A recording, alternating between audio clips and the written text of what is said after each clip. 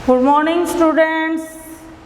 तो आज हम कल जो हमारा टॉपिक था उसको और आगे बढ़ाएंगे और उम्मीद करती हूँ कि कल जो आपको सेंटेंस मेकिंग है वो अच्छी तरह से समझ में आई होगी। इसी आशा के साथ हम अपनी आज दूसरी क्लास शुरू करते हैं। और आप सबको पता है क्लास शुरू करने से पहले एक मंगल प्रार्थना होनी चाहिए। कोई भी कार्य शुरू करने से पहले हमारी भारतीय परंपरा है कि हम मंगल कामना के साथ ही शुरू करते हैं। जैसे ऋषियों महर्षियों ने बड़े बड़े ग्रंथ लिखे, बड़े बड़े रचनाओं को जब उन्होंने आरंभ किया तो वो मंगलाचरण से शुरुआत करते थे। तो इसलिए मैं हमेशा आके कोई ना कोई मंत्र है उसका उच्चारण करती हूँ और ये आप ज़रूर करवाएं। इससे आपके जो बच्चे हैं वो कल्चर से अपनी जड़ों से भी जुड़े रहेंगे। या देवी सर्वभूतेषु शक्तिरूपेण संस्थिता नमस्तस्यै नमस्तस्यै नमस्तस्यै नमो नमः। ओम। जी हाँ, तो एक बार फिर हम आज की क्लास शुरू करते हैं। और क्लास शुरू करने से पहले कल के विषय पे थोड़ी सी चर्चा कर लेते हैं। मैंने आपको बताया था जैसे कि आपकी जो क्लास थी कल की वो इस विषय पे थी कि टेंस में जो बाहर जो आते हैं सेंटेंस उसमें नेगेटिव इंटेरोगेटिव और नेगेटिव इंटेरोगेटिव वाक्य हम कैसे बनाएं, तो उसके बारे में हमने बड़े अच्छे से बात की थी।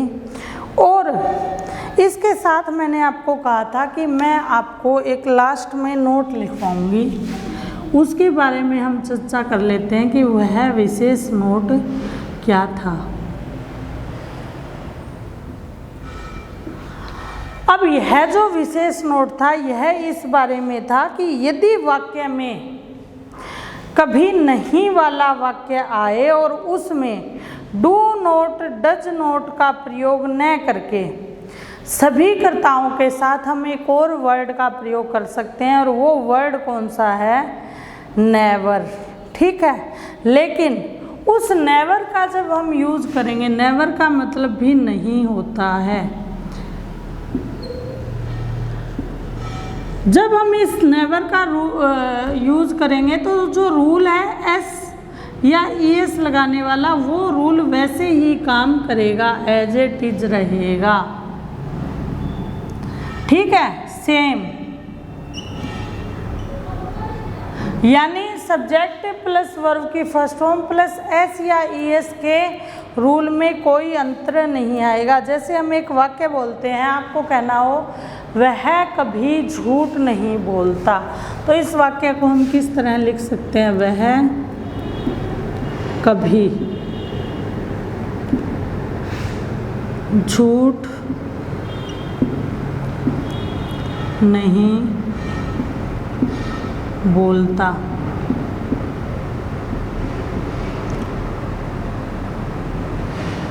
और एक वाक्य हम लिखते हैं वह झूठ नहीं बोलता है। अब देखिए स्ट्रक्चर क्या बनेगा? सब्जेक्ट है ही। अब नहीं की जगह आप नोट की जगह नेवर यूज कर सकते हैं, ही नेवर। अब ही के साथ क्या सिंगुलर है तो एस या एस लगेगा, ही नेवर स्पीक्स ए लाई। वह कभी झूठ नहीं बोलता, ही नेवर स्पीक्स ए लाई या ही नेवर टेल्स ए लाई। अब वह झूठ नहीं बोल सकता, इसको नोट का प्रयोग बना के कैसे बनाते हैं? ही डज नोट लाई। समझ गए? दो तरह से, इस तरह से नेवर का प्रयोग कर कर भी सेंटेंस बन सकते हैं।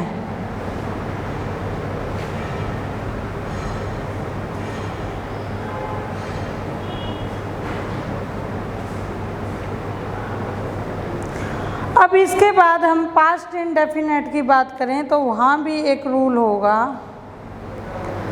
कि यदि ये है नोट नंबर 1 हो गया, आपने नोट कर लिया।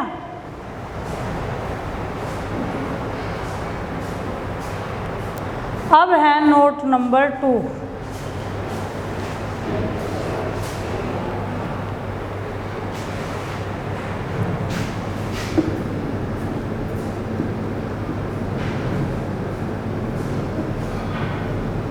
नोट 2। अब नोट 2 है वह हमें क्या कहता है?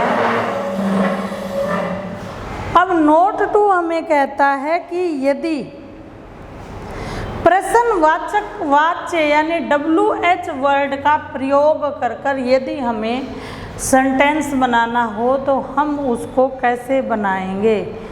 तो वहाँ क्या होगा? WH word plus helping verb plus subject plus main verb और प्लस ऑब्जेक्ट। कैसे? हम एक एग्जाम्पल देख लेते हैं, उदाहरण देख लेते हैं। रमा नाराज क्यों हो गई? रमा नाराज क्यों हो गई? और जैसे कि हम देखते हैं हमारे जो पहले हमने देखा है लेसन है उसके पीछे हमेशा से ही व्हाट, व्हाई, व्हेन ऐसे करके ही क्वेश्चन आते थे। तो ये क्वेश्चन कैसे बनेगा? अब क्यों? क्यों की इंग्लिश क्या होती है? व्हाई, यानी WH वर्ड को हमें आगे रखना है व्हाई। उसके बाद हेल्पिंग वर्ब तो हो गई यानी आ ए ई, जिस वाक्य के अंत में आ ए ई आए वो पास्ट का वाक्य होता है। तो यह क्या है? पास्ट का वाक्य है। तो क्या हो जाएगा? डू डज की जगह क्या आ जाएगा? Did, why did. उसके बाद सब्जेक्ट तो रमा, व्हाई डिड रमा नाराज क्यों हो गई? गेट यानी होना। मैंने क्या कहा था कि इंग्लिश के जो वर्ड्स हैं उनको हम सेंस के अकॉर्डिंग यूज कर लेते हैं। Why did Rama get angry? Rama गुस्सा क्यों हो गई? ठीक है। और अगर हम डिड का प्रयोग करके इस वाक्य को पर्सनवाचक बनाते तो क्या होता? क्या रमा नाराज है? डिड रमा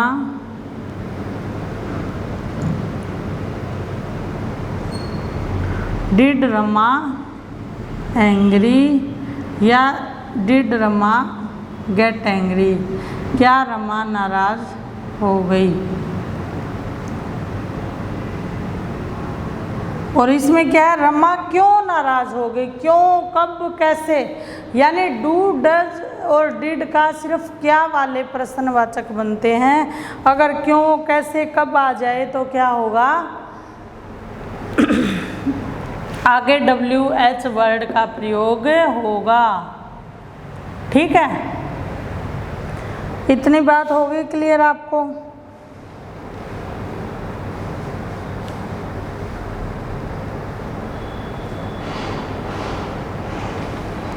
इसके बाद हम देखते हैं फ्यूचर सेंटेंस में। फ्यूचर सेंटेंस में भी सेम स्ट्रक्चर रहेगा। WH word, helping verb, subject, main verb. जैसे एक वाक्य देखते हैं, तुम स्कूल कब जाओगे? तुम स्कूल कब जाओगे? ठीक है, तो अब इसमें क्या होगा? कब मतलब WH वर्ड आ गया तो यहाँ WH वर्ड में वहन आ जाएगा। कब?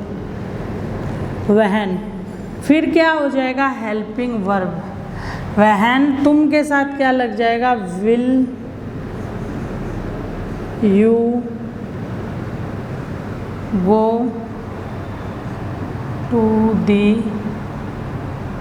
स्कूल।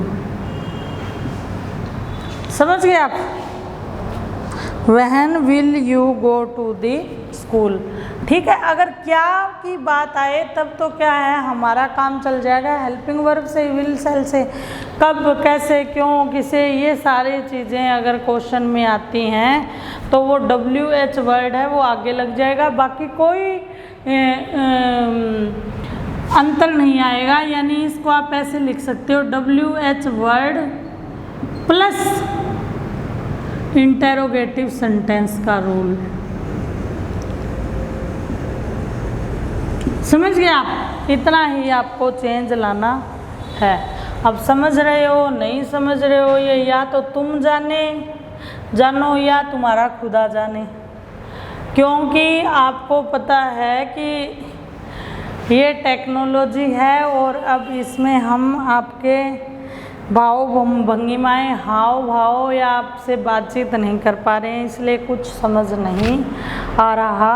वैसे मैं एक दिन सोच रही थी कि आपको मैं चेक करूंगी कि मैं ऑनलाइन मतलब क्लास में आपको दिखाऊं कि आप मैसेज करते हैं या नहीं, आप कितना क्या रिस्पॉन्स देते हैं।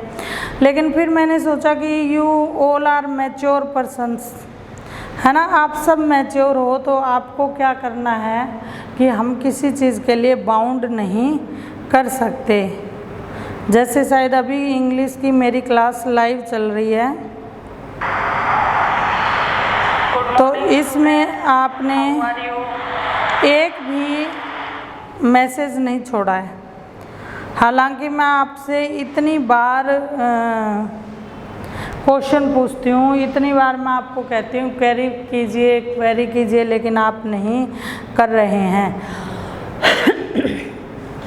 अध्यापक जब तक बच्चे का कान पकड़ के न खींचे तब तक वो रिस्पॉन्स नहीं करता, और ये अब तो मीम बनने लग गए हैं। आप कल मैंने देखा, मुझे बड़ी हैरानी भी हुई कि एक शायद सिप ले रखी थी, तो एक तो बहुत ज़्यादा बोल रही थी, और या फिर डॉग था शायद, एक डॉग आराम से ऐसे पास में बैठा था और दूसरा डॉग उस पर भौंक रहा था, ठीक है, और वो दूसरे पे कोई असर नहीं हो रहा था, और उसको पता है नीचे क्या टैग कर रखा था कि दिस इज़ ऑनलाइन क्लास। तो शायद बनाने वाले ने सही दिमाग लगाया, और वो कोई शिक्षक दिमाग नहीं लगा सकता, ये मेरी गारंटी है, वो दिमाग किसी स्टूडेंट नहीं लगाया होगा, है ना। तो जी अभी हम बात करते हैं कल के टॉपिक पे। आज हमें करना है कंटिन्यूअस टेंस। कंटिन्यूअस टेंस में हम चारों प्रकार के वाक्यों को कैसे बनाएंगे, तीनों टेंस में।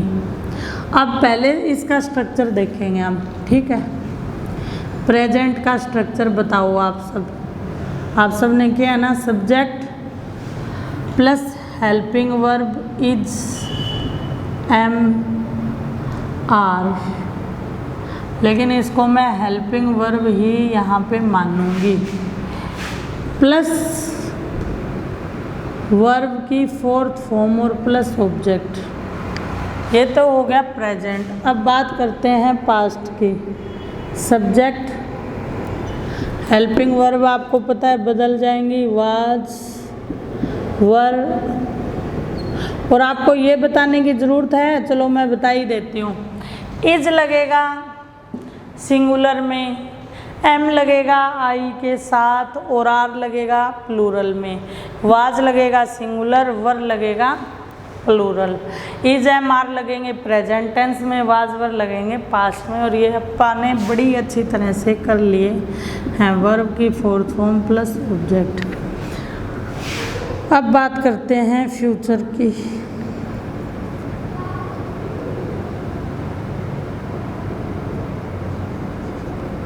अब इसमें subject plus helping verb will be या सेल बी प्लस वर्ब की फर्स्ट फॉर्म प्लस ऑब्जेक्ट, यही अपने स्ट्रक्चर रहेंगे ना, ये हमने अच्छे से कर रखे हैं स्ट्रक्चर। तो अब आप ये देखिए, इस स्ट्रक्चर के बाद हम इनको कैसे साधारण वाक्य में और नेगेटिव वाक्य में और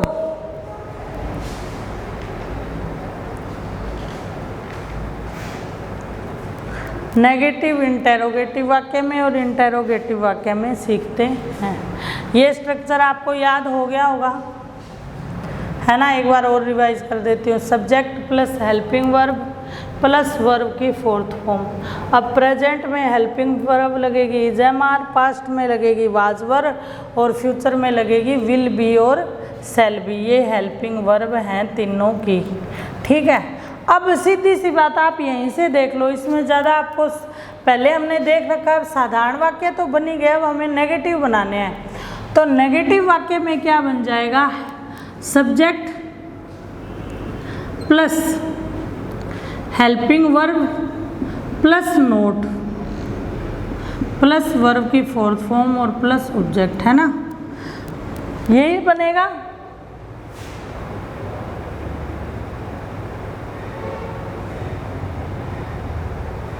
ठीक है। उसके बाद पास्ट में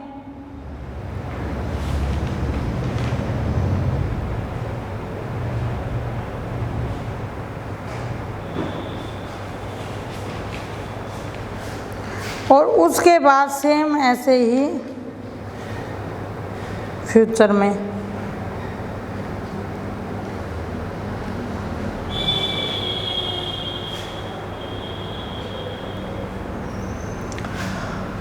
ठीक है। फिर पास्ट में subject plus helping verb plus not plus verb की फोर्थ फॉर्म और प्लस ऑब्जेक्ट। इसके बाद इसमें थोड़ा सा चेंज आएगा, वही मैं क्लियर कर रही थी। सब्जेक्ट प्लस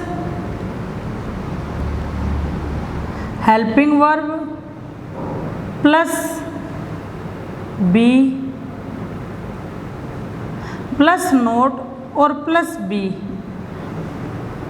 प्लस वर्ब की फोर्थ फॉर्म और प्लस ऑब्जेक्ट। अब इसमें थोड़ा सा चेंज किया आया हुआ है। फ्यूचर जो साधारण वाक्य है भविष्य काल का, उसके नकारात्मक वाक्य में subject plus will shall be note नहीं लगेगा। विल नोट बी या शैल नोट बी, इसको आप थोड़ा नोट कर लेना। इसको यहाँ मैं लिख देती हूँ। इसका प्रयोग होगा ऐसे, will not be shall not be, बस। इसके अलावा इनमें कोई अंतर नहीं आएगा। जैसे ऊपर क्या है, पास्ट में हेल्पिंग वर्ब प्लस नोट लग जाएगा क्योंकि सीधा सीधा है। इसमें क्या है, दो हेल्पिंग वर्ब है यहाँ, सेल विल और बी इसके साथ अटैच है। बी बी भी एक क्या है, वर्ब की फॉर्म है बी होने के सेंस में। तो ये बी और जो मोडाल्स ये विल और सेल है ना, ये वर्ब है, इनके बीच में नोट लगेगा, ठीक है। और इस वाक्य में कोई भी ज़्यादा सा अंतर नहीं आएगा। अब हम देखते हैं इनके वाक्य। अब सबसे पहले वाक्य देखते हैं। पहला, सीता गाना नहीं गा रही है। तो सब्जेक्ट सीता, एक वचन है is, not, fourth form singing a song या song. Sita is not singing song. अब यहाँ वो का सेम ही अगर हम पास्ट में बनाए तो Sita was not singing song, ठीक है। और वही हम फ्यूचर में बनाएं तो जैसे सीता गाना नहीं गा रही होगी तो क्या होगा, सीता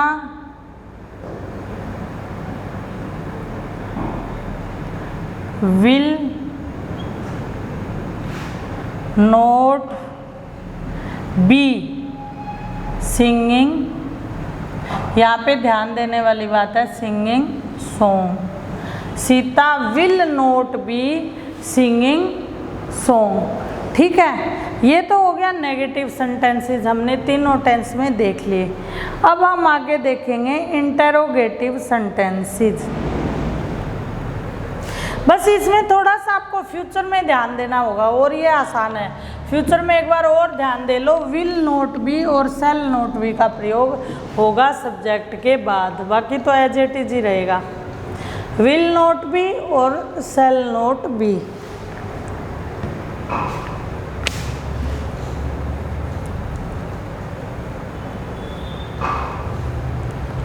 अब हम बात करते हैं इंटेरोगेटिव सेंटेंस की, प्रश्नवाचक। कंटिन्यूअस टेंस में इंटेरोगेटिव सेंटेंस कैसे बनेंगे? तीनों ही काल में। इंटेरोगेटिव मतलब प्रश्नवाचक, ठीक है, तीनों काल में। तो पहले किसका? नंबर 1 का रूल लिखते हैं। ठीक है, रूल सेम ही था। मेन स्ट्रक्चर क्या था? Subject plus helping verb plus verb की फोर्थ फॉर्म प्लस ऑब्जेक्ट। ये तो मेन स्ट्रक्चर हो गया ना। अब प्रेजेंट में अगर इसका इंटेरोगेटिव बनता है तो आपको एक रूल तो आंख बंद करके लगा दो भी, हेल्पिंग वर्ब इंटेरोगेटिव में आगे आएगी। Helping verb plus subject plus verb की फोर्थ फॉर्म और प्लस ऑब्जेक्ट। ठीक है,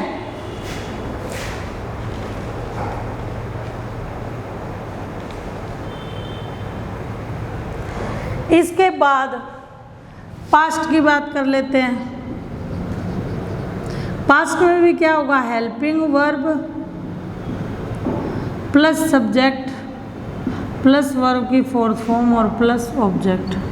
फ्यूचर में थोड़ा सा अलग होगा, जैसे कि फ्यूचर में नेगेटिव में भी था ना, विल नॉट बी लगा था, वैसे ही यहाँ भी थोड़ा सा चेंज होगा। इसका स्ट्रक्चर क्या होगा? इसका स्ट्रक्चर देखते हैं। फ्यूचर में इंटेरोगेटिव सेंटेंस का विल या शैल यानी हेल्पिंग वर्ब आगे आ गई, helping verb plus subject plus be. अब वहाँ तो नोट बीच में आया था, यहाँ क्या है? सब्जेक्ट बीच में आ जाएगा और बाकी वाक्य एज इट इज बनेगा। इस पे फ्यूचर पे खासकर आप ध्यान देना कि हेल्पिंग वर्ब सब्जेक्ट, उसके बाद जो बी है वो आएगा। और नेगेटिव में क्या था? सब्जेक्ट की जगह क्या आ गया था? नोट आ गया था। और यहाँ क्या आ गया बीच में? हेल्पिंग वर्ब और बी के बीच में क्या आ जाएगा? सब्जेक्ट आ जाएगा। इस चीज़ को तुम खास तौर पर ध्यान रखना। फ्यूचर टेंस इम्पोर्टेंट इसलिए बन जाता है कि उसके रूल हमेशा ही हमें थोड़े बहुत क्या करते हैं? कंफ्यूज करते हैं। अब वाक्य बनाते हैं क्वेश्चन का। क्या सीता गाना गा रही है? क्या सीता गाना गा रही है? अब क्या के लिए सीता क्या है? एक वचन तो is, subject Sita. Is Sita singing a song? आसान है ना, क्वेश्चन वाचक। अब क्या सीता गाना गा रही थी? Was Sita singing song. अब क्या सीता गाना गा रही होगी तो क्या लगेगा? Will Sita be singing song. ठीक है, अब क्या है? इसके एक दो वाक्य और बना के देख लेते हैं। रूल आपके समझ में आ गया, स्ट्रक्चर आपके समझ में आ गया। फ्यूचर के वाक्य देखते हैं एक बार, ताकि आपको ये थोड़ा माइंड में जच जाए। क्या गाय घास चर रही होगी? तो विल द काऊ, अब यहाँ क्या लगेगा, बी लगेगा। Will the cow be grazing grass, cow be eating grass कर लो आप चाहें, या ग्रेजिंग ग्रास, ठीक है। यानी इसमें क्या है कि सब्जेक्ट बीच में आ जाएगा, हेल्पिंग वर्ब सब्जेक्ट और फिर बी, ये है वर्ब भी, हेल्पिंग वर्ब बी भी वर्ब भी है, ठीक है। इस तरह से इसका सेंटेंस बनेगा। अब हम बात कर लेते हैं इंटेरोगेटिव प्लस नेगेटिव, ठीक है। स्ट्रक्चर हमने देख ही लिया, subject plus helping verb plus verb की फोर्थ फॉर्म प्लस ऑब्जेक्ट, ये तो है सामान्य स्ट्रक्चर। अब हम देखते हैं इंटेरोगेटिव प्लस नेगेटिव सेंटेंस में स्ट्रक्चर कैसे बनेगा। तो इसमें क्या है, सबसे पहला रूल तो क्या होता है, हेल्पिंग वर्ब तो आगे आएगी प्रेजेंट में, helping verb plus subject plus not plus verb की फोर्थ फॉर्म और प्लस ऑब्जेक्ट। अब सेम पास्ट में हो जाएगा और सेम ही फ्यूचर में हो जाएगा, लेकिन फ्यूचर में थोड़ा सा हमें फिर ध्यान देना पड़ेगा कि बी और नोट का प्रयोग हम कैसे करेंगे। तो इसका सीधा सीधा नेगेटिव वाला ही बना देंगे और नोट के साथ बी लग जाएगा। नेगेटिव का हमने कैसे बनाया था, helping verb plus subject plus not plus be plus verb की फोर्थ फॉर्म प्लस ऑब्जेक्ट। और पास्ट का कैसे बनेगा, helping verb subject not verb की सेम रहेगा। अब फ्यूचर का एक बार दोबारा देख लो, हेल्पिंग वर्ब